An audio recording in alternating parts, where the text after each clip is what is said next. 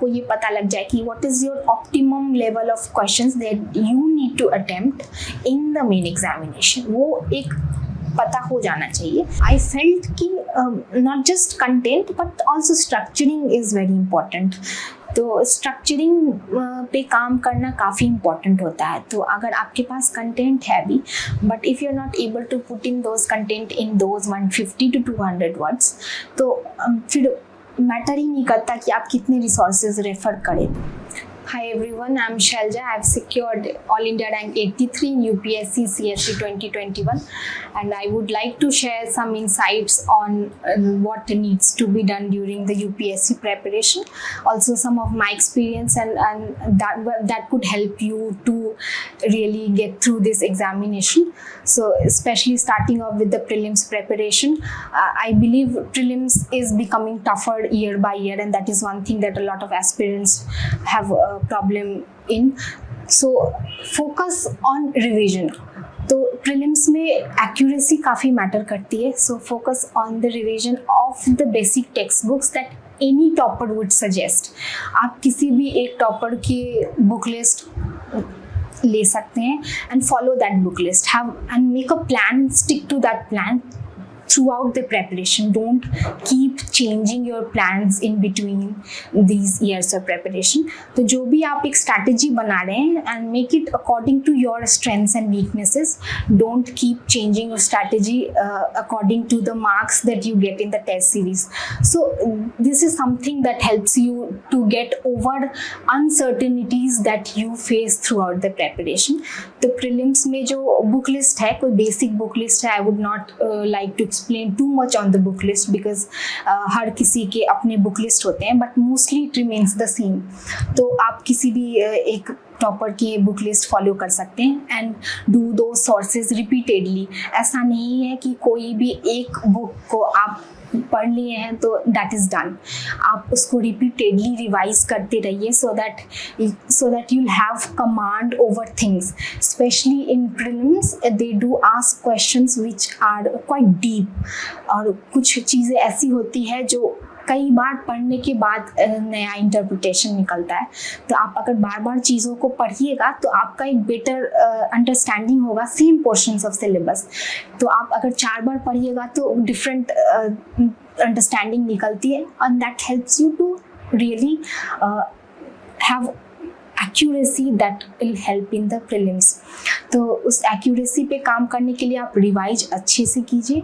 Don't do it at the cost of test. Test important है but revision उससे भी ज़्यादा इम्पॉर्टेंट है। तो रिवाइज रिपीटेडली कीजिए, बुक लिस्ट को हमेशा दिमाग में रख के उसको फॉलो कीजिए। Even the monthly and the yearly compilations have to be done on a regular basis. इसके अलावा मेरा यह मानना है कि प्रीलिम्स में जब आप बैठने जा रहे हैं तो those 2 hours is very important. उस 2 आवर्स में ये सोच के मत घुसिए एग्ज़ाम हॉल में कि आप जो भी चीज़ें किए हैं उससे डायरेक्ट क्वेश्चंस आएंगे। So this expectation is something that creates a lot of nervousness in those 2 hours. तो आप एक खुले दिमाग से एग्ज़ाम हॉल में घुसिए और ये सोच के घुसिए कि अगर आपने सही से प्रिपेयर किया है 1 to 2 years ऑफ प्रिपरेशन, तो वो अगर नॉलेज बेस आपका क्रिएट हो चुका है that will help you to get marks that will be well above the cut of.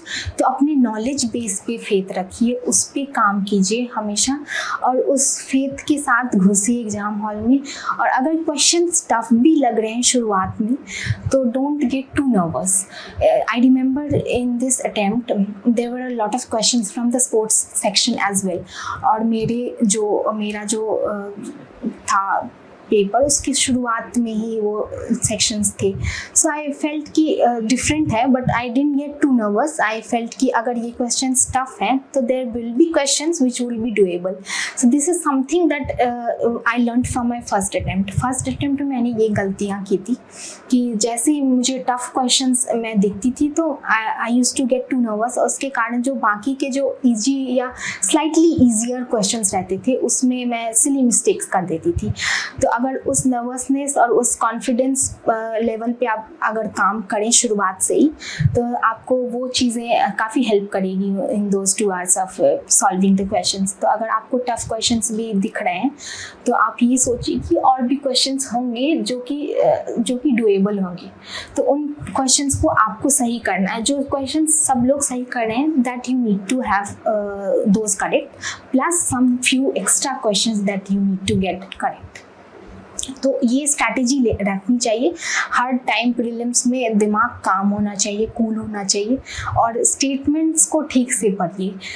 कई बार ऐसा होता है कि वी सी अ क्वेश्चन, हमें ये लगता है कि maybe we have not done this topic, और हमने ये पर्टिकुलर चीज़ कभी पढ़ी ही नहीं है, so we might not be able to solve that question. पर ये ऐसा होता नहीं है। कई बार नई चीज़ें जो पूछी जाती है उसको भी अगर आप उस टाइम सही से पढ़िएगा, स्टेटमेंट्स में लॉजिक ढूंढिए। UPSC focuses a lot on logic. अगर आप सही से अपना रीजनिंग यूज़ करते हैं, अपनी अंडरस्टैंडिंग यूज करते हैं, तो उन क्वेश्चंस को भी आप टैकल कर सकते हैं। तो किसी भी क्वेश्चंस को देख कर ही मत बोल दीजिए दैट इज़ टफ। हाँ, मेरा एक स्ट्रैटेजी होता था, I used to do it round wise. First round में मैं वो उन क्वेश्चंस को करती थी जो मुझे काफ़ी ईजी लगते थे। सेकेंड राउंड में मैं उन क्वेश्चंस को करती थी जो मुझे स्लाइटली टफ लगता था, बट 2 ऑप्शंस उसमें से एलिमिनेट हो जाते थे। थर्ड राउंड में वो क्वेश्चंस करती थी जो बहुत ज़्यादा टफ है या मैंने पढ़ा नहीं है या मैंने कभी देखा नहीं है। तो ये इससे ये होता है कि एटलीस्ट आपको टाइम मैनेजमेंट में हेल्प करता है कि अगर आप फर्स्ट राउंड में ईजियर कर रहे हैं तो आप जो टफ क्वेश्चन है उसको आप छोड़ दे रहे हैं, तो उसमें आप ज़्यादा टाइम नहीं लगा रहे हैं। तो जैसे कोई भी क्वेश्चन पे आप स्टक हो गए तो ऐसा नहीं है कि आप उसमें 5 मिनट दे दीजिए तो बाकी क्वेश्चन सफ़र होंगे। So that is one thing कि आप राउंड वाइज कर सकते हैं, आप उससे ये टाइम मैनेजमेंट हेल्प करता है। Time management can also be improve through test series. यहाँ पर टेस्ट सीरीज काम आ जाती है, क्योंकि अगर आप टेस्ट नहीं दिए होते हैं तो आपको पता ही नहीं होता है कि टाइम मैनेजमेंट कैसे करना है। Especially I remember I used to solve my test in 1.5 hours plus. लेकिन जब एग्ज़ाम देती थी मैं यूपीएससी का तो 2 घंटे भी कम होने लगते थे। तो ये होता है कि अगर तो टाइम मैनेजमेंट काफ़ी इम्पॉर्टेंट होता है। तो इस पर टेस्ट सीरीज़ के थ्रू काम कीजिए रिपीटेडली। हर किसी भी आप कोचिंग की टेस्ट सीरीज़ ले सकते हैं, सब्सक्राइब कर सकते हैं, डू दोज टेस्ट सीरीज़। और हमेशा याद रखिए कि हर मोमेंट में आपको टाइम मैनेजमेंट पे ध्यान रखना है और रिवीजन करते रहना है। किसी भी मोमेंट अगर आप टेस्ट भी दे रहे हैं लगातार, तो ऐसा नहीं है कि आप टेस्ट दे दिए तो आपका पूरे दिन का वही हो गया। टेस्ट देने के बाद भी आपको रिवीजन रिपीटेडली करते ही रहना है। टेस्ट आपको कंटेंट से ज़्यादा आपको एलिमिनेट करने और ऑप्शंस सही ऑप्शंस तक अराइव करने में हेल्प करता है।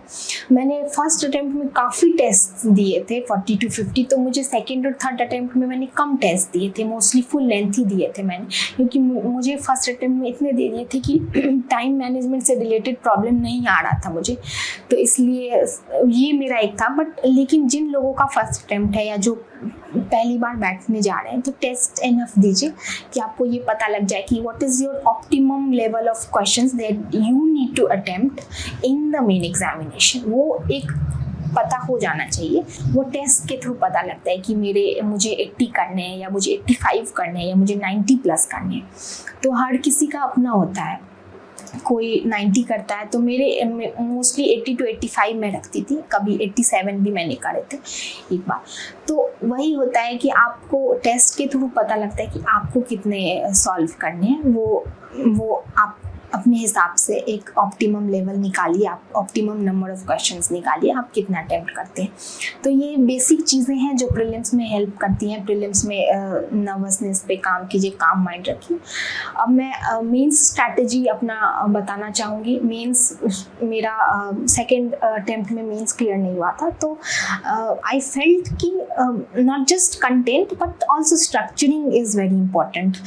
तो स्ट्रक्चरिंग पे काम करना काफ़ी इम्पॉर्टेंट होता है। तो अगर आपके पास कंटेंट है भी, but if you are not able to put in those content in those 150 to 200 words, तो फिर मैटर ही नहीं करता कि आप कितने रिसोर्सेज रेफर करे थे या कितने आप और रिवीजन किए थे। इसलिए स्ट्रक्चरिंग ऐसा होना चाहिए that your answer looks as comprehensive as it can be. तो वो आप टेस्ट सीरीज़ के थ्रू पता कर सकते हैं। तो मैंने जैसे विजन के टेस्ट लिए थे जीएस के लिए और हिस्ट्री ऑप्शनल के लिए सेल्फ स्टडी हिस्ट्री और जीएस स्कोर के टेस्ट लिए थे। तो टेस्ट से ये भी पता लगता है कि what are the demands of the examination. तो वो सजेशंस जो टेस्ट में आपको मिल रहे हैं आपके आंसर शीट्स के अकॉर्डिंग, उन सजेशंस पे काम कीजिए। आपकी तैयारी आप जारी रखिए, उन सजेशंस को ध्यान में रखिए और इम्प्रूवमेंट कीजिए मेंस के। Plus I believe everything that is there in the GS syllabus co-relate it with the current examples. Current affairs, monthly, yearly plus newspapers. I used to do The Hindu. तो कोई भी एक newspaper आप कर सकते हैं, collect those examples and do it. Collect those examples, put in any notebook और वो examples आप mention कर सकते हैं अपने answers में।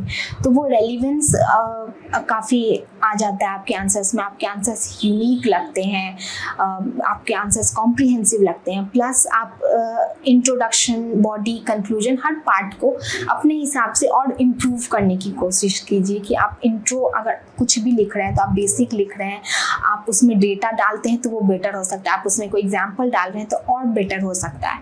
तो ये इंट्रोडक्शन हो गया। बॉडी में आप कैसे मल्टी डायमेंशनल आंसर लिख रहे हैं, किसी भी इम्पैक्ट का, political impact, social impact, economic impact, हर इम्पैक्ट को डील कर रहे हैं।